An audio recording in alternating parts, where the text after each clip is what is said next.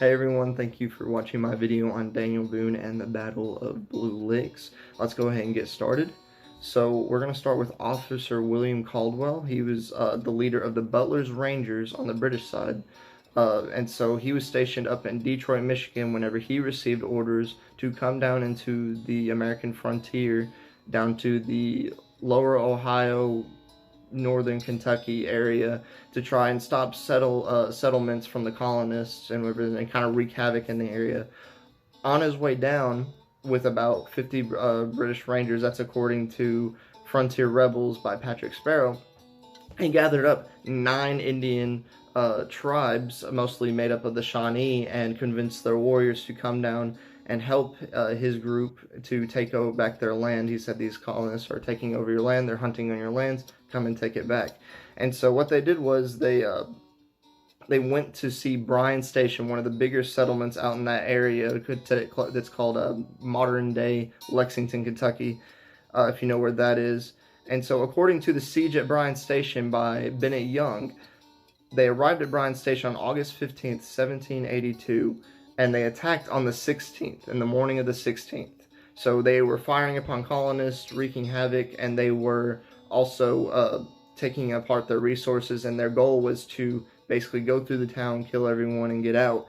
And so what they did was they actually were unable to get through into the fort, but they did cause a lot of trouble. The fighting ended at 10 o'clock a.m. on the 17th of August. And so when it was all said and done, according to the Battle of Blue Licks by Samuel Wilson, they had burned 5 houses, they had killed 300 hogs, 150 cattle, they killed many sheep, they stole several horses and used them for their own benefit, and they burnt almost all the resources, which included corn, potatoes, and hemp. So when it was all said and done, they had killed 4 people. 3 were wounded on the side of the Bryan Station. However, there was also 5 killed and 2 wounded on the British and Indian side after this was over. That is also according to the Battle of Blue Licks by Samuel Wilson. So once this was all done, a considerable group of Kentuckians gathered together at Bryan Station, which was serious because they were able to see the damage that was done and everything. But we don't know the exact number of who all gathered and decided to sign up for the militia that day. According to people like Colonel John Todd in his journal, he says that it was about 180 people. If you ask people like Daniel Boone, who actually brought 45 people from Fayette County, he says the total number was more like 120 people in his journal. So there is some conflicts on ends like that. So that's something I found in my research. We still do not know for sure to this day how many people joined and gathered together that day. We do know, however, most of them came from Lincoln County and not Fayette or Jefferson County at the time. Nonetheless, the Kentucky militia gathered up their supplies and weapons, and they headed out the next morning.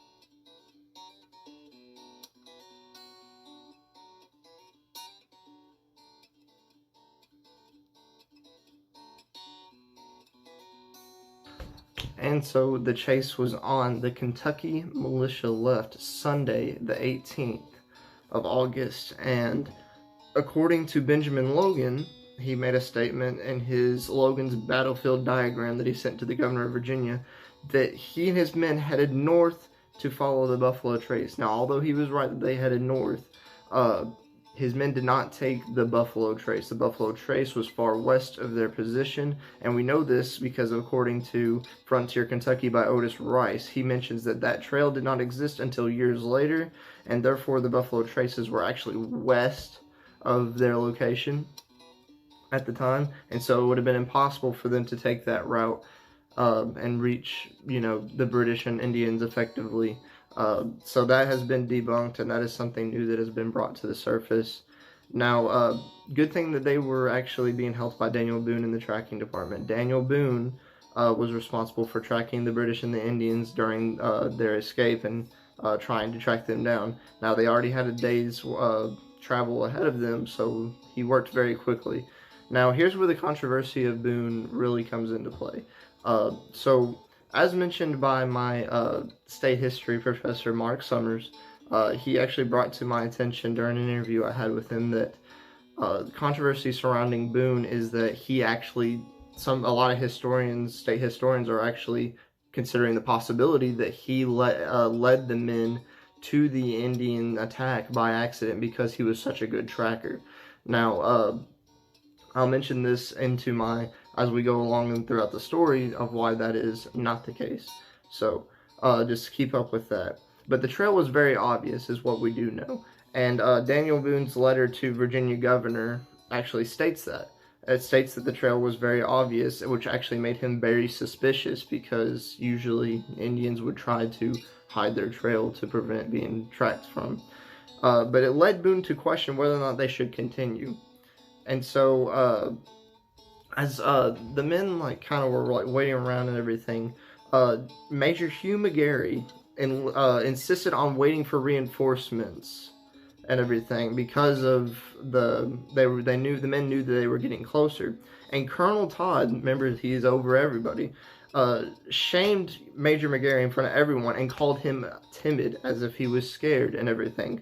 So this is actually from a testimony from Hugh McGarry himself, done by John McClung.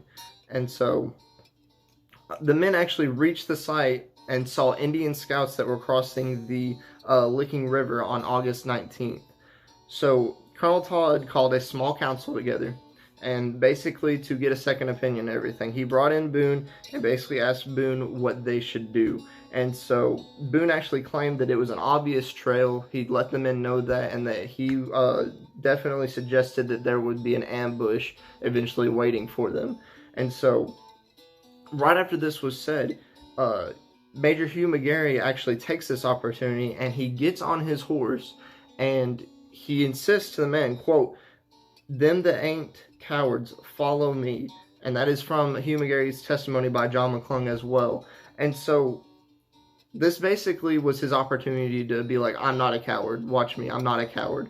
And so many men actually get up and follow McGarry across the river as they're crossing in order to show that they're not cowards as well. And so this actually forced the rest of the men, the rest of the 100 whatever men, to get up and at least make an orderly attack. And so they actually crossed the river and everything. Now here's where it gets interesting. Here's where I prove my point. Not only do we have that from Hugh McGarry, who is that testimony from Hugh McGarry that is claiming that he is the one that pushed them to actually go forward while Boone was suggesting otherwise, but also this. As they crossed the river, an account made by John Childress, he was a private in the militia, from his journal, it says, as they crossed the river, Boone said, quote, "We are all slaughtered men." This just proves further that Boone was trying to prevent this from happening and that nobody would really listen to him, and he was forced into the conflict, meaning that he is not to be faulted for this type of attack, this ambush that would later happen.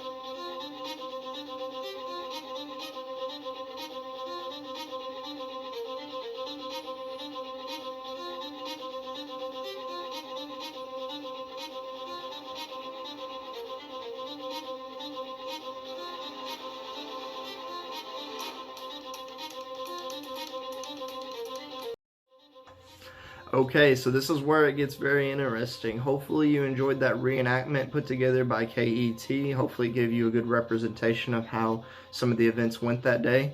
But basically, to break it down, the men crossed the river, and most of them actually dismounted and hiked up the hill in a battle line of three, which means three different rows of regiments, and that is according from a letter from Major Levi Todd.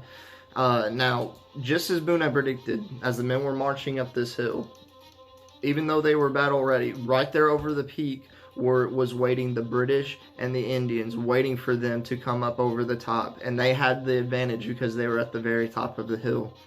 Keep this in mind. And according to Daniel Boone's personal journal, after firing took place, the battle only lasted about 5 or 6 minutes. Boone recommends 5. But essentially, the Kentuckian militia was overwhelmed in numbers. There was 300 Indian warriors, like I had previously mentioned, and about 50 British Rangers who were very well trained. In fact, the lines of men led by Colonel Todd in the middle and Lieutenant Trigg on the right actually collapsed in just a few minutes. It wasn't before long that actually Colonel Todd and Colonel Trigg were both shot off of their horses because they were high up above the lines and easy targets for these Indians that fought in a guerrilla-like warfare and not like, the British did with the Napoleonic style. As the lines quickly actually collapsed, men began to flee down the hill at their own command, and Major McGary, the one who actually told all of the Kentuckians to go forward, and if you're not, you're a coward kind of deal, rode up to Boone's command because, keep in mind, Boone's line was the only one to advance, and this is all according to the appraisal of Blue Licks battle by Michael Adams. McGary rode up to Boone's command and said, "Hey, they're flanking you on your sides. You need to go ahead and call a retreat for your men." And so Boone called a withdrawal for his men, and he actually pulled a riderless horse, which is most likely one of either Colonel Trigg or Colonel Todd, who was shot off their horse, and told his son Israel Boone to hop on the horse and leave. Now, Israel would not leave without his dad, and as he waited for his dad to hop onto the horse, he was fatally shot in the neck. Obviously, this happened very quickly and everything, and Boone was unable to even save his son as he died almost instantly.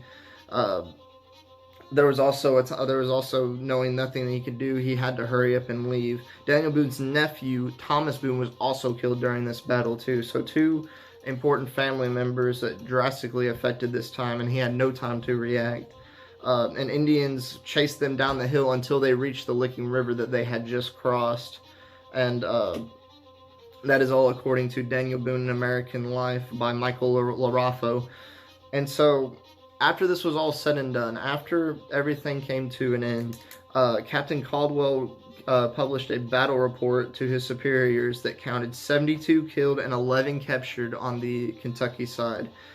Drastic losses given that they're smaller numbers compared to the British, and on the British side they only had 7 killed and 10 wounded. So awful, fatal battle for the Kentucky militia as they were kind of pushed into this, and a sad day for Boone and all of the Kentuckians, even known to this day.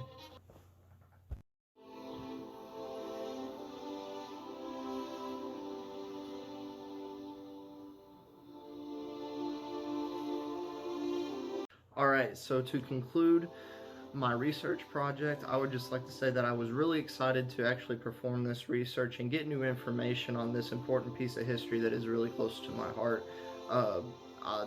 Small battles like this often get swept under the rug and are forgotten in our nation's history as well as our state's history. So I was able to do my part by proving Boone's innocence in this situation while also finding key information that might help historians later in the future. Before I wrap things up, though, I would like to connect this situation to my faith and religion and Christianity as a whole, because there are always instances that we can gain from this. The first thing I thought about was Major Hugh McGary and his arrogance that he had during this time of battle. As you know, he is the one that really drew all those men to leave, which forced command to actually make an orderly attack instead of let their men go astray and follow him. So I immediately reverted to 1 Samuel 2:3, using my Bible in the Christian Standard Version. And it reads, "Do not boast so proudly, or let arrogant words come out of your mouth. For the Lord is a God of knowledge, and actions are weighed by him." And that was obviously from the Old Testament. If I revert to the New Testament as well, I also find something that reminds me of this situation as well, talking about arrogance. So then that's Romans 12:3, and it says, "For by grace given to me, I tell everyone among you not to think of himself more highly than he should think. Instead, think sensibly, as God has distributed a measure of faith to each one." So there's an example from the New and Old Testament. It really makes me think about how the Bible preaches so strongly against arrogance. And if McGarry would have been so much more level-headed, who knows, many lives would have been probably saved that day. Unfortunately, that was not the case, and many followed him into a terrible ambush. Now going back to Daniel Boone again, as he is the focus of my research, but after, as you know, Boone lost his son and his nephew in the same battle so quickly and was unable to rightfully give them a good burial and whatnot. And so, according to Daniel Boone, An American Life by Michael Laraffo, Boone actually sought refuge in his faith following the death of his son and nephew at the Battle of Blue Licks. It actually also later tells us that he would often take his Bible with him on hunting expeditions and read them to others at campfires. And so we even know later in Boone's life, he actually writes a letter to his sister-in-law, and as he grows closer in his religion, he didn't write a lot about it whenever he was younger, according to that book, but he writes, quote, "The religion I have is to love and fear God, believe in Jesus Christ, do all good things to my neighbor and myself that I can, do as little harm as I can help, and trust on God's mercy for the rest." Boone clearly found refuge and found peace in Jesus and God's word. And so that also reverts me to thinking about Matthew 11:28, that reads, "Come to me, all of you who are weary and burdened, and I will give you rest." Just wonderful connecting that. That's really what spoke to me in my faith and whatnot. Just to kind of conclude and everything, thank you everyone for watching. Please enjoy pictures from my trip to the Battle of Blue Licks and Bryan Station, and as well as my bibliography with all of my sources. Dr. Sada, thank you for a wonderful class, and God bless.